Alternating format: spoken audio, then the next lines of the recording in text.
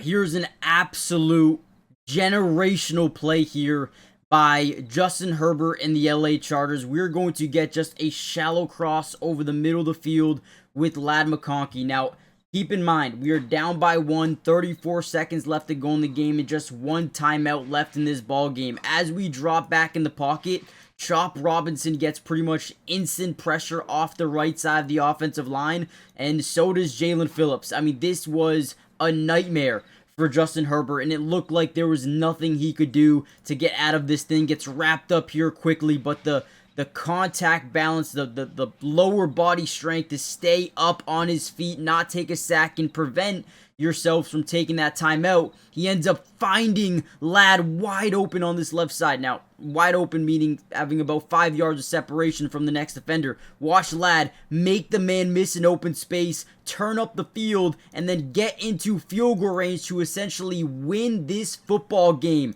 The LA Chargers just pulled off the unthinkable, the impossible. Nobody thought, once Darren Waller had that wide open touchdown, the right corner of the end zone, nobody thought the Chargers were going to be able to drive down, kick a field goal, and ultimately win this game. But guess what they did? They did exactly that. We're going to break down some film from this game. Went from really good to kind of bad to then really good again. So we're going to break down everything. I'm so super excited to break down this game. If you guys want a part 2 with the all 22 coaches film, hit the like button and subscribe. It is completely free, doesn't cost anything, and we got you guys covered. Let's dive in.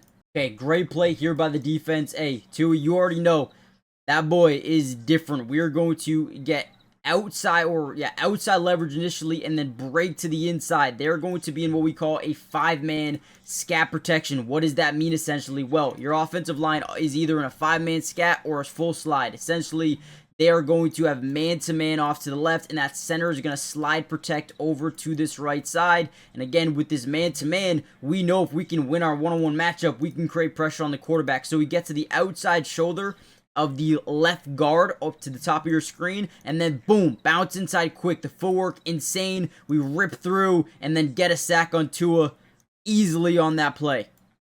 This defense was really good for the basically the entirety of the game until the fourth quarter. Things started to get a little bit dicey, but ultimately they did what they needed to do for the most part. And again, throughout 3 quarters, they were pretty damn dominant. And if they can maintain some consistency with this defense, I think they will be on the upper echelon of teams in the NFL, man, for sure. Okay, another really good play. Guys, they come out in 13 personnel. If you guys don't know what personnel means, we can break that down really quickly.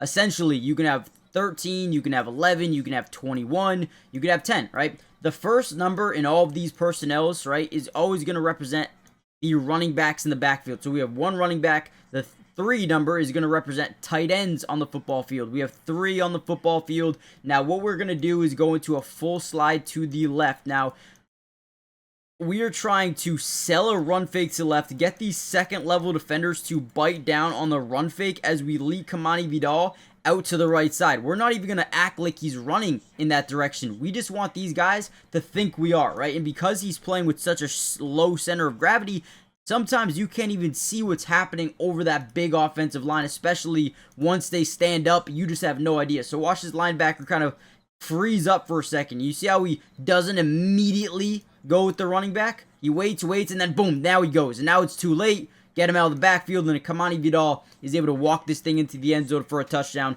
Great play call there by the LA Chargers. Another just really well-executed play from Justin Herbert in this offense. You know another guy who I'm really excited about is this guy right here. I know he had a fumble in this game, but Oronde Gadsden, man, he is going to be a focal point of this offense for years to come at the tight end position. I know you have Will Dissly. I know there's Tyler Conklin, but trust me, Gadsden is a beast of a pass catcher. I think he's going to be able to really stretch this field as he builds more chemistry with Justin Herbert. He's a high work ethic guy. Just be excited, man. Be excited. The Philadelphia Eagles. And with that opportunity is a chance to win over 1,000x our money.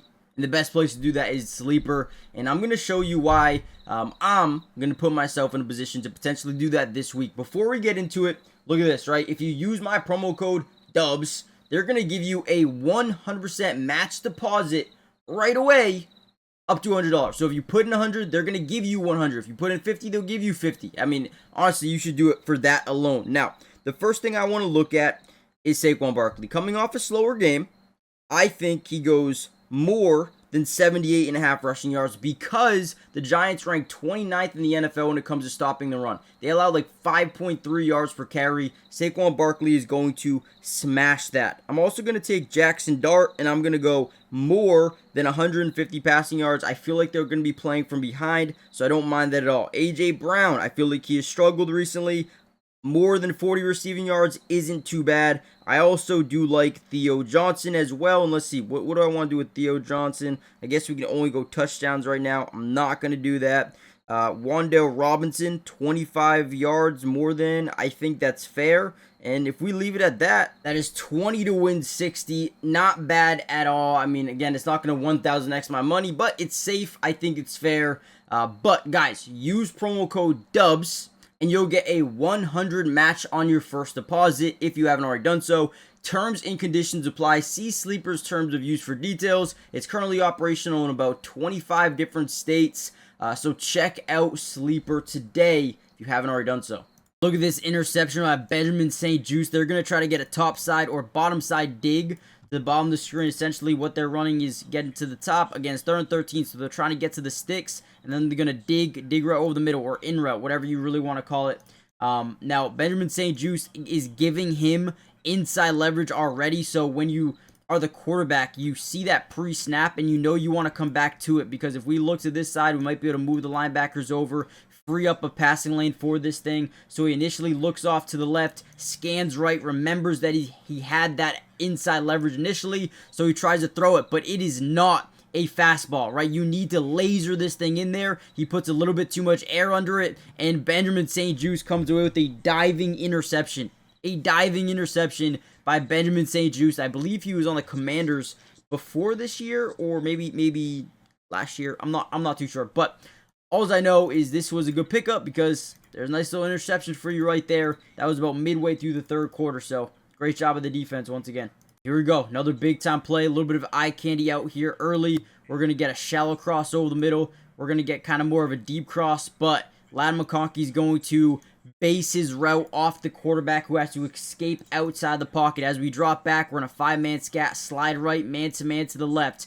As we step up from that topside pressure, we get outside the pocket. Now, whenever a quarterback gets outside the pocket, whether it's a bootleg or a scramble drill, we need to run to the football. We need to get to him, right? We need to get to this side of the field because quarterbacks are never going to throw back across their body. It's just way too risky. So right here, Ladd, instead of taking this at a straight angle, he realizes that Trey Harris is getting his guy up the field. So let's come back to the football. Let's come back to the football. Ladd does such a good job here, and we're able to hit a wide open touchdown. That's 2 massive plays by Ladd in this football game. The one to set them up for the game-winning field goal, and then that one as well. Guys, they just pulled off the unthinkable. I did not think they were winning this game, and look at all these offensive linemen to the bottom of our screen. All just absolutely hype. You could tell they're bought in. That's exactly what you want to see. Imagine if this team had Joel. Imagine if they had Rashawn Slater. Again, super excited for the future. Now, I'm going to end the video here because I want to save the majority of the film analysis for the All-22 Coaches film. Hit the like button, subscribe, join the family, turn on post notifications, and I'll see you guys in the next update. Peace.